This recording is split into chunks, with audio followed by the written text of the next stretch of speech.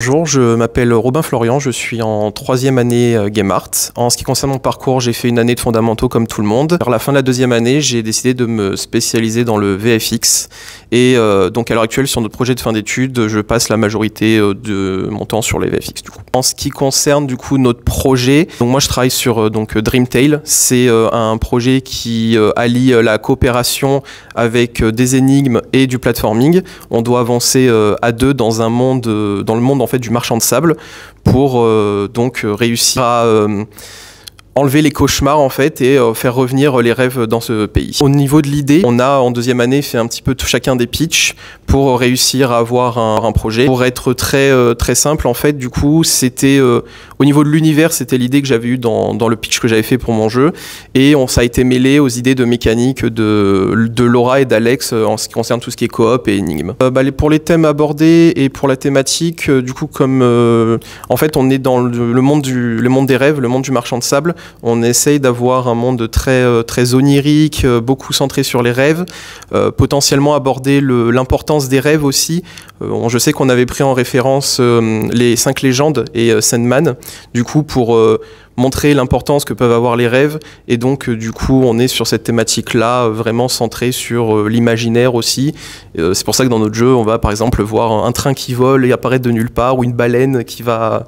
voilà se balader pour donner un petit peu de vie, un petit peu de magie dans ce monde. Donc dans notre jeu en fait dans Dreamtale on va donc incarner Kiara et Sai Sai. Kiara est la fille du marchand de sable et Sai Sai a un petit compagnon qu'elle va rencontrer suite en fait à sa fuite du château. Elle fuit le château en fait parce que du coup son frère qui en théorie devrait être l'héritier en fait ne va pas l'être car le marchand de sable va décider que ça va être Kiara qui va être l'héritière de son trône parce qu'il voit en elle des valeurs qui lui correspondent plus que son fils. Son frère donc fou de jalousie va essayer de tuer Kiara et leur père va s'interposer pour la protéger et mourir à ce moment-là en fait. Et donc Kiara va s'échapper, s'enfuir du royaume et revenir un certain temps plus tard en fait après avoir eu l'information par Sai Sai que les cauchemars en fait avaient envahi le pays des rêves sous la gouvernance du coup de Kyle son frère qui est maintenant le maître des cauchemars si je puis dire et du coup donc voilà maintenant elle va revenir et elle est là pour faire en sorte que le monde des rêves redevienne comme avant et que les cauchemars s'en aillent. On est sur un jeu qui se veut vu que c'est de la coopération, on veut que les gens s'amusent ensemble,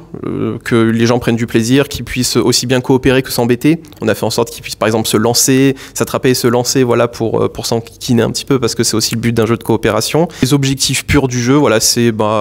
que les gens qui jouent passent un bon moment sans prise de tête entre amis ou par exemple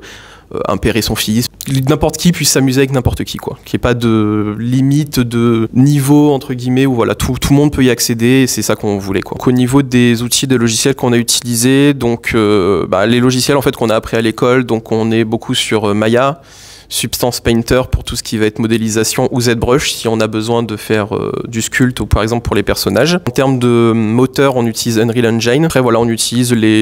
certains par exemple de notre classe utilisent Blender pour la modélisation parce qu'ils ont plus de facilité avec ce logiciel-là parce que c'est un logiciel qu'ils ont appris aussi de leur côté. En ce qui concerne mon rôle et les rôles de l'équipe en général, donc moi je suis centré sur les VFX, ça va être mon but, en fait, ça va être de donner un petit peu de vie et d'aider les joueurs aussi. Par exemple, imaginons ils arrivent à une énigme, mon but aussi c'est de leur indiquer à travers du VFX, par exemple le totem qu'il faut activer, la dalle sur laquelle il faut marcher. En fait, mon but c'est de leur montrer par des indications visuelles l'objectif qu'ils vont devoir accomplir et aussi par exemple pour notre boss, parce qu'on a un boss dans notre jeu, ses attaques par exemple, il a des orbes magiques qu'il va lancer, des ondes de choc. En ce qui concerne le rôle des autres, donc on a Laura, Maxime, Lisa et Axel qui s'occupent de toute la partie modélisation. Le but en fait c'est de créer l'environnement. Maxime est beaucoup plus centré sur les caras. Il nous a fait les personnages et du coup il fait aussi les personnages de l'autre projet, donc voilà, il a fait quand même pas mal de choses. Et du coup on a donc Alexandre en développement qui s'occupe voilà de développer tout le jeu tout seul. Et on a aussi donc Théo qui est parti en stage à l'heure actuelle mais qui s'occupait de tout ce qui avait à voir avec le lighting, et Abby du coup qui est aussi en stage et du coup elle s'occupait aussi de la modélisation avec le reste de l'équipe, quoi. ce qui concerne nos difficultés et du coup les bons côtés aussi du projet, donc pour commencer par les bons côtés, le projet en fait on a réussi en fait à avoir quelque chose d'assez onirique et là maintenant en fait c'est un peu lié, nos difficultés et nos bons côtés se mêlent un petit peu entre elles, c'est-à-dire qu'en fait déjà on a eu beaucoup de mal au début à trouver vraiment ce côté magique, ce côté rêve, ça nous a pris beaucoup de recherche mais maintenant on a réussi à avoir quelque chose qui nous semble en tout cas matcher vers ce côté-là, donc on en est assez content, on est assez fier quand on regarde par exemple les premiers visuels qu'on avait sur le jeu en tout début d'année et maintenant qu'on fait une comparaison, on se dit waouh, on a vraiment bien avancé sur le projet, ça fait plaisir. Ce qui concerne, je pense, notre plus grosse difficulté, c'était surtout sur le gameplay. On a mis beaucoup de temps à réussir à avoir un jeu qui marchait très bien en coopération. Pour ça, on a eu l'aide du coup des game designers, donc un petit peu en deuxième année, et aussi d'un professionnel qui est venu nous aider, que l'école a fait intervenir pour nous aider sur les projets, qui a littéralement changé tout le boss. Donc en fait, on a donc Alex, notre développeur, qui a dû retravailler l'ensemble du boss il y a environ 3-4 mois. Donc voilà, beaucoup de taf, mais au final, je pense que c'était pour le positif, parce que là, notre jeu rend bien mieux maintenant. On prend bien plus de plaisir en coopération, on prend bien plus de plaisir à se balader dans notre jeu, parce qu'il est plus vivant. Plus magique, donc c'est voilà, en fait les difficultés sont liées aux beaux côtés, c'est qu'on a eu des difficultés mais on a réussi à y répondre pour arriver à quelque chose qui nous rend heureux et qui nous rend fiers de le montrer, et voilà, maintenant on est très content de présenter notre projet, et je pense qu'on a tous hâte de le présenter à la soutenance bientôt qui va arriver. Ça nous permettra d'avoir des retours de professionnels sur notre jeu, qui sont des retours extérieurs de personnes qui n'ont pas du tout lancé le jeu, pour voir vraiment ce qu'il en est, parce que c'est vrai qu'à l'heure actuelle, nous on teste le jeu régulièrement, l'équipe pédagogique teste le jeu régulièrement, donc on le connaît,